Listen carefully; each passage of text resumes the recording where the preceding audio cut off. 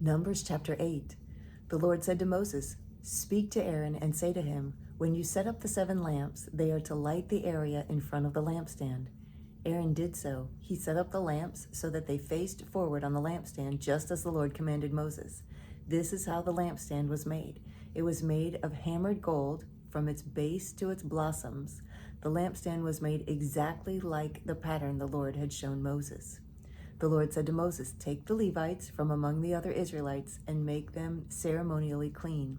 To purify them, do this: sprinkle the water of cleansing on them, then have them shave their whole bodies and wash their clothes, and so purify themselves. Have them take a young bull with its grain offering of fine flour mixed with oil. Then you are to take a second young bull for a sin offering. Bring the Levites to the front of the tent of meeting and assemble the whole Israelite community. You are to bring the Levites before the Lord, and the Israelites are to lay their hands on them. Aaron is to present the Levites before the Lord as a wave offering from the Israelites, so that they may be ready to do the work of the Lord. After the Levites lay their hands on the heads of the bulls, use the one for the sin offering to the Lord and the other for a burnt offering, to make atonement for the Levites. Have the Levites stand in front of Aaron and his sons and then present them as a wave offering to the Lord. In this way, you are to set the Levites apart from the other Israelites, and the Levites will be mine. After you have purified the Levites and presented them as a wave offering, they are to come do their work at the tent of meeting. They are the Israelites who are to be given wholly to me. I have taken them as my own in place of the firstborn, the first male offspring from every Israelite woman. Every firstborn male in Israel, whether man or animal, is mine. When I struck down all the firstborn in Egypt, I set them apart from myself, and I have taken the Levites in place of all the firstborn sons of Israel. Of all the Israelites, I have given the Levites as gifts to Aaron and his sons to do the work at the tent of meeting on behalf of the Israelites and to make atonement for them, so that no plague will strike the Israelites when they go near the sanctuary." Moses, Aaron, and the whole Israelite community did with the Levites just as the Lord commanded Moses. The Levites purified themselves and washed their clothes. Then Aaron presented them as a wave offering before the Lord and made atonement for them to purify them. After that, the Levites came to do their work at the tent of meeting under the supervision of Aaron and his sons. They did with the Levites just as the Lord commanded Moses. The Lord said to Moses, "This applies to the Levites. Men 25 years old or more shall come to take part in the work at the tent of meeting. But at the age of 50, they must retire from their regular service and work no longer. They may assist their brothers in performing their duties at the tent of meeting, but they themselves must not do the work. This, then, is how you are to assign the responsibilities of the Levites." Numbers chapter 9. The Lord spoke to Moses in the desert of Sinai in the first month of the second year after they came out of Egypt. He said, "Have the Israelites celebrate the Passover at the appointed time. Celebrate it at the appointed time at twilight on the 14th day of this month, in according with all its rules and regulations." So Moses told the Israelites to celebrate the Passover, and they did so in the desert of Sinai at twilight on the 14th day of the first month. The Israelites did everything just as the Lord commanded Moses. But some of them could not celebrate the Passover on that day because they were ceremonially unclean on account of a dead body. So they came to Moses and Aaron that same day and said to Moses, "We've become unclean because of a dead body. But why should we be kept from presenting the Lord's offering with the other Israelites at the appointed time?" So Moses answered them, "Wait until I find out what the Lord commands concerning you." Then the Lord said to Moses, "Tell the Israelites, when any of you or your descendants are unclean because of a dead body or are away on a journey, they may still celebrate the Lord's Passover. They are to celebrate it on the 14th day of the second month at twilight. They are to eat the lamb together with unleavened bread and bitter herbs. They must not leave any of it till morning or break any of its bones.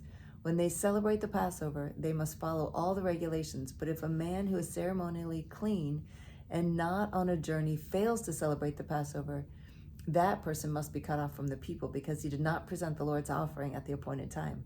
That man will bear the consequences of his sin." An alien living among you who wants to celebrate the Lord's Passover must do so in accordance with its rules and regulations. You must have the same regulations for the alien and the native born. On the day the tabernacle, the tent of the testimony, was set up, the cloud covered it. From evening till morning, the cloud above the tabernacle looked like fire. That's how it continued to be. The cloud covered it, and at night it looked like fire. Whenever the cloud lifted from above the tent, the Israelites set out. Wherever the cloud settled, the Israelites encamped. At the Lord's command, the Israelites set out, and at the Lord's command, they encamped. As long as the cloud stayed over the tabernacle, they remained in camp. When the cloud remained over the tabernacle a long time, the Israelites obeyed the Lord's order and did not set out. Sometimes the cloud was over the tabernacle only a few days. At the Lord's command, they would encamp, and then at his command, they would set out. Sometimes the cloud stayed only from evening till morning, and when it lifted in the morning, they set out. Whether by day or by night, whenever the cloud lifted, they set out. Whether the cloud stayed over the tabernacle for 2 days or a month or a year, the Israelites would remain in camp and not set out. But when it lifted, they would set out. At the Lord's command, they encamped, and at the Lord's command, they set out. They obeyed the Lord's order in accordance with his commands through Moses. Numbers chapter 10. The Lord said to Moses, "Make 2 trumpets of hammered silver and use them for calling the community together and for having the camps set out. When both are sounded, the whole community is to assemble before you at the entrance to the tent of meeting. If only one is sounded, the leaders, the heads of the clans of Israel, are to assemble before you. When a trumpet blast is sounded, the tribes camping on the east are to set out. At the sounding of the second blast, the camps on the south are to set out. The blast will be the signal for setting out. To gather the assembly, blow the trumpets, but not with the same signal. The sons of Aaron, the priests, are to blow the trumpets. This is to be a lasting ordinance for you and the generations to come. When you go into battle in your own land against an enemy who is oppressing you, sound a blast on the trumpets. Then you will be remembered by the Lord your God and rescued from your enemies. Also, at your times of rejoicing, your appointed feasts, and your new moon festivals, you are to sound the trumpets over your burnt offerings and fellowship offerings, and they will be a memorial for you before your God. I am the Lord your God. On the 20th day of the 2nd month, on the 2nd year, the cloud lifted from above the tabernacle of the testimony. Then the Israelites set out from the desert of Sinai and traveled from place to place until the cloud came to rest in the desert of Paran. They set out this first time at the Lord's command through Moses. The divisions of the camp of Judah went first under their standard. Nahshon, son of Amminadab, was in command. Nathanael, son of Zuar, was over the division of the tribe of Issachar, and Eliab, the son of Helon, was over the division of the tribe of Zebulun. Then the tabernacle was taken down, and the Gershonites and Merarites who carried it set out. The divisions of the camp of Reuben went next under their standard. Elizur, son of Shedur, was in command. Shalumiel, son of Zurishaddai, was over the division of the tribe of Simeon, and Eliasaph, son of Duel, was over the division of the tribe of Gad. Then the Kohathites set out, carrying the holy things. The tabernacle was to be set up before they arrived. The divisions of the camp of Ephraim went next. Under their standard, Elishama, son of Ammihud, was in command.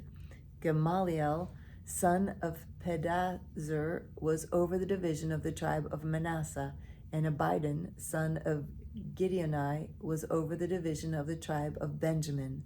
Finally, as the rear guard for all the units, the divisions of the camp of Dan set out under their standard. Ahiezer, son of Ammishaddai, was in command.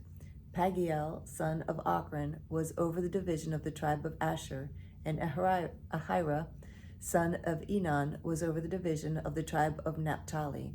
This was the order of the march for the Israelite divisions as they set out.